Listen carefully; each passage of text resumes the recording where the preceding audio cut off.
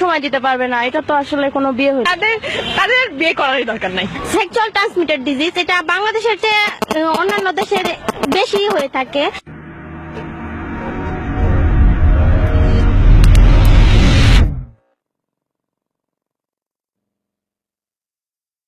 Hello friends, আমি রাকিবুল ইসলাম মুন্না আছি আপনাদের সাথে। Welcome to our channel Shamsul official. প্রতিবারের মতো এবারে চলে এলাম নতুন একটা ভিডিও নিয়ে আপনাদের মাঝে। আশা করি আমাদের এই ভিডিওটা আপনাদের অনেক ভালো লাগবে। এই ভিডিওটা শুধুমাত্র প্রবাসীদের নিয়ে করা হয়েছে, তো তাদের নিয়ে বাংলাদেশের মেয়েদের কিরকম ধারণা, তাদেরকে কিরকম চোখে দেখে বাংলাদেশের মেয়েরা, এটা আমরা এই ভিডিওর মাধ্যমে তুলে ধরার চেষ্টা করেছি। আশা করি ভিডিওটা সম্পূর্ণ দেখবেন। তো কথা না বাড়িয়ে আমি ভিডিওতে চলে যাচ্ছি। মেয়েরা কেন প্রবাসী ছেলেদেরকে বিয়ে করতে চায় না? আমার মতো ভাইয়া, নিজের দেশের মানে ছেলেদের উপর বা নিজের দেশের মানুষের উপর অন্যরকম একটা টান থাকে, আর তাদের উপর একটা মানে বিশ্বাস থাকে যে হ্যাঁ, এই ছেলেটার সাথে আমি পারবো, আমার হোল লাইফ মেনটেন করতে আমি পারবো। এই জন্য আসলে মেইনলি নিজের দেশটাকে মানে বেশি মানে প্রায়োরিটি দেয় মেয়েরা। অ্যাকচুয়ালি আমাদের বাংলাদেশে অনেক যোগ্যতা সম্পন্ন ছেলে আছে, আর তারপরেও মানে বিদেশে যখন ওয়াইফ থাকবে দেশে আর হাজবেন্ড থাকবে বিদেশে, আসলে এটা তো ঠিক হয় না। মানে কেউ কাউকে সময় দিতে পারবে না, এটা তো আসলে কোনো বিয়ে হলো না, কেমন একটা ব্যাপার হলো। এই জন্য ঠিক আছে, বাট তারপরে তো তারা বিদেশে যায় অনেক কষ্ট করে টাকা ইনকাম করে আপনাদের জন্যই। বাট একটা দেশের ছেলে থাকলে তো মানে তারা দেশে থাকবে, বাট তারা তো অনেক কষ্ট করে প্রবাস থেকে টাকা ইনকাম করে দিচ্ছে, বাংলাদেশের অনেক উপকার হচ্ছে। তো তারা কি মানে কোনো লাভ পাবে না আমাদের দেশ থেকে? সবকিছু তারা পিছিয়ে থাকবে, খাবার দাবার মানে দেশে আসলেই তো তাদের মানে এটা লাগবে ওইটা লাগবে। মেয়েরাও যদি তাকে বিয়ে করার সময় তারাই দেয়, তাহলে কিরকম লাগবে বলেন? তারাই দেখি, তাইলে তারা বিয়ে করে নিয়ে মেয়েকে সহ ওইখানে সিটিজেনশিপ নিক, তাইলে তো হয়। আর বাইরের ছেলেটা সে ম্যাক্সিমাম দেখা যায় যে তাকে জানা হয় না, চেনা হয় না, মানে তার পুরো হোল লাইফ আর বিয়ে হয় হুট করে আসলে বিয়ে হয়েছে। বাট এইটা তো কেউই চায় না, তাই না? যার সাথে মানে সারাটা লাইফ স্পেন্ড করবে তাকে তো মানে আগে থেকে ভালোভাবে জানতে হবে।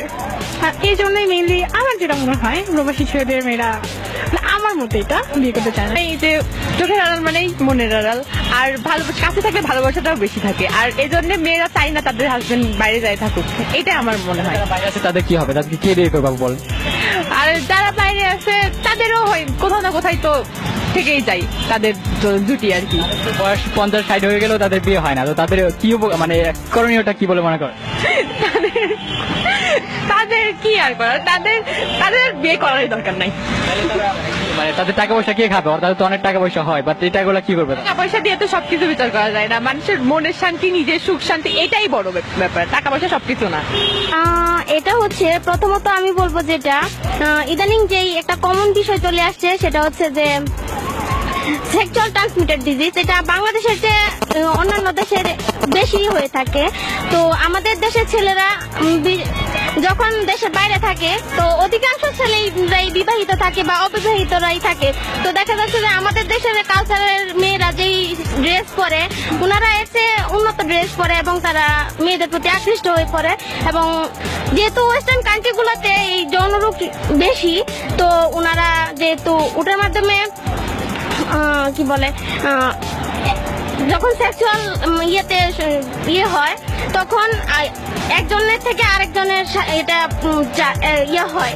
তো হ্যাঁ, এখন দেখা যাচ্ছে যে কি বলে যে সবাই এই বিষয়ে সচেতন।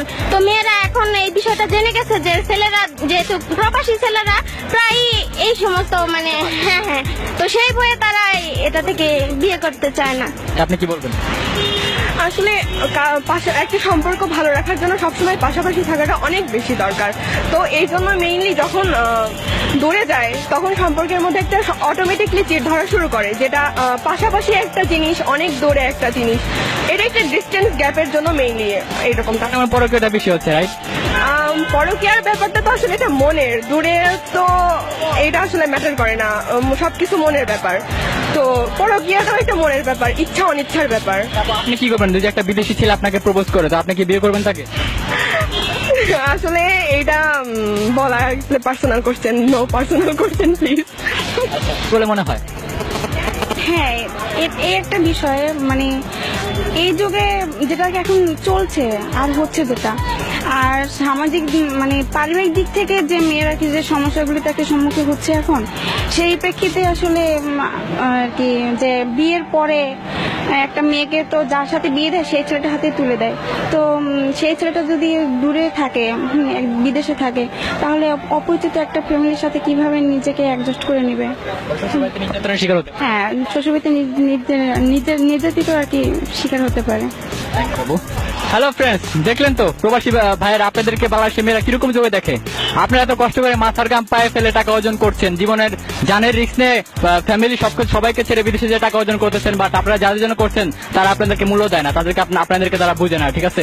তো আমাদের ভিডিওটি যদি ভালো লাগে অবশ্যই একটা লাইক করবেন, কমেন্ট করে আপনার মূল্যবান মতামত জানাবেন, আর অবশ্যই একটি কাজ করতে হবে, আমাদের ইউটিউব চ্যানেলকে সাবস্ক্রাইব করতে হবে। আর পরবর্তী ভিডিও আপনি কোন টপিকের ভিতরে মানে কোন টপিকের উপর চান সেটা আমাদের কমেন্ট বক্সে জানান। আর সবাই ভালো থাকবেন, সুস্থ থাকবেন, অল টাইম ঘুরতে থাকবেন। আজকের মধ্যে এখানেই টাটা।